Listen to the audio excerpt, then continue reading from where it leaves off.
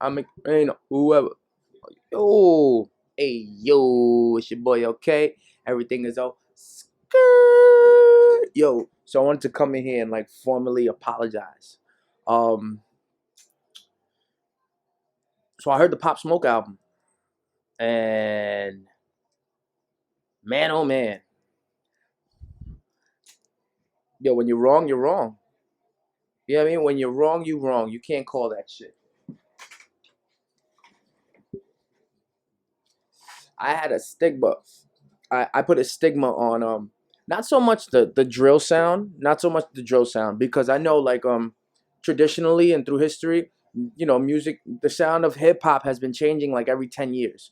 Every 10 years we've been getting a new sound. We had where it came from the beginning, the Mecca, and then we had our street stuff. And then people started looking fly music. You know what I'm saying? And then you had your stripper club music, or you still have to now too. And now we're in like the drill era, where drill is like this is what kids want to do now. You know what I mean? Like it makes them feel good. Like you can't knock what makes people feel good, even if it's just for a moment in time, or if it's this is probably gonna add on to our genres in hip hop. You got hip hop, you got rap, you got trap, you got drill. Like this probably gonna add, and there's probably many more that I'm missing. And excuse me, I know you got conscious rap and all that. I know you got other stuff, but that's my point. That they made, if I'm not mistaken, Rowdy Rich was like at least one of the first in New York. I know like Trap Lord did a pod on where drill sound came from, and I know it comes from the UK. I know that. Like I'm not disrespecting you guys at all. I know that sound is like yours. Stop your shit. I'm just saying for New York, for us, the ones that made it popular. I think Rowdy Rich was like one of the first. You mean some hot niggas? Yeah, like I remember my 16-year-old cousin singing that shit in the house, and my uncle like, "Yo, what the fuck are you singing? Like, do you even know what that is? Do you know what a thought is? Do you know what that is?" And there, just like when I was younger, and like my parents looked at me like, "What the fuck are you listening to?" There is when you see the takeover start to come. You start to see the new music start to what it starts to embody and the power it begins to have. So I had a prejudice, not a prejudice toward drill music, but similar how trap always sounded the same to me until I started liking it and got into it. It's a similar how drill music just sounded the same to me. I blame the radio though. I really blame the radio because they pour what they want us to hear on, like what they want us to hear right on us. They pour it on us. If I'm in the truck and I listen to Hot 97, right? If I work from 5 in the morning to 2 in the afternoon, let's just say, I heard the same song about 8 times already. And if it's really popular, maybe 15. That's exaggerated. Might work 10 hours. What like and then all of a sudden it starts to psychologically fuck with me. Stick in my brain, stay with me. All of a sudden, I like the song. I know the lyrics. All of a sudden that's the brainwash of radio. But I think that what stands out from the brainwash of radio, how do you make things the truth? Honestly, the truth is that album, is that EP. It's not that single on the radio. It's not that single on the radio. It's a body of music. Once you have a body of music, whether it be a mixtape or album, and yes, there's levels to this shit, but a body of music where people grasp onto you completely, I think that's where you really make a fan out of somebody that wasn't a fan. I'll admit I was not a fan of Pop Smoke. I could take whatever heat from left or from right, but how could you not listen? I know, one, I can't knock what people say because this is what they've been through to give that message. I've learned to disqualify knocking what people say. I think the image of what people represent means more to me. And on the come up, when you're young, you're under 25, our brains aren't fully developed. So when you're young, when on the come up, yeah, you do certain things and you stand out in certain ways that as an adult, it may not always resonate with me. As a kid, why Takaki came up. You know what I mean? Like as a kid, as a child, as a teenager, all that rah-rah stuff, it resonates. As an older man, as a 30-year-old man, sometimes it doesn't resonate. You know, you have times when you're drinking and you're smoking. There's time and place for everything. But at 6 in the morning when I'm going to work, it doesn't get me in the mood to work to listen to some Pop Smoke. At least not because the way I was brainwashed with the radio. The way I was brainwashed with the radio, it didn't even give me I didn't even want to look back at his catalog. Because I was just like, I heard 4 songs and they all sounded the same. 3 songs, they all sounded the same. You know, and then he passes away unexpectedly. The karma, the irony in it, you know what I mean? Like, gang culture is real. For everybody that denies gang culture and the things that come with it, the positives and the negatives, you guys are very ignorant. Gang culture is fucking real. And to see this king get bodied by the same things that probably help reinforce his come up, because gang culture is real on both sides, negative and positive. You know what I mean? Like, he got reinforcement, obviously, having all those people in the video. Yo, I probably couldn't call 100 people and all of them show up to my video. But if I was part of a clique or a gang, they're there. They're there in representation of you and themselves. You know, it's a positive and that double-edged sword, because look what got him. You know, stipulations of, somebody posted the address, and maybe if that man wasn't a gang member though, people wouldn't have came to go get him. What if he was just a regular rich person that had money? And I know, pardon the cup. I know you can't call that. I know you can't call that. But I don't think I think you give what you get back. So if you're giving off this image of the gangster and violence and guns and alcohol and smoking, and you know what side of the coin that shit lies on. So you gotta take the bad with the good. But man, oh man, Pop, yo, rest in peace, my brother. Cause whatever bad you had in your life and whatever bad happened to you, it doesn't equal amount to the amount of good you just gave us in this album. Yo, you just gave us a really, really, really dope body of work.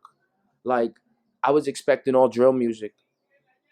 I couldn't expect what you gave me. Pardon the Spanish music in the background. My neighbor's bugging. But you like that shit though. But I couldn't expect what you gave. Yo, you gave something so magical to us. First off,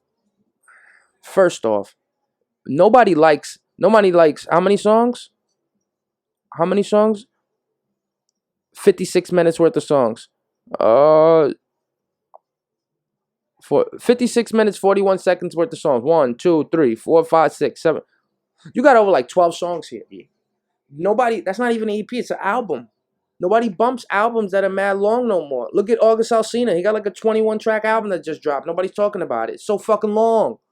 You know what I mean? Like, he was able to put out a long album, and I don't think it's because he passed away. I do feel like most of this work was done. I feel like most of this work was done. They was ready for it to go, and then shit happened. He was living his success. He was writing out his tour life, writing these songs out. But this album right here, for us not to get most of them, like in a video or anything, he didn't perform. Maybe Christopher Walken ain't even here. And I just saw for the night. Yeah, yo, you see, he didn't even get to really live this album. He didn't get to live this part of his life. He got songs on here for females. He got songs on here about, obviously, street shit. He has this drill sound that, shout to you drill dudes that have perfected this sound. You know, it's amazing to see people perfect the sound and run with it all the way, and now it becomes yours. And now what you guys just made is babies.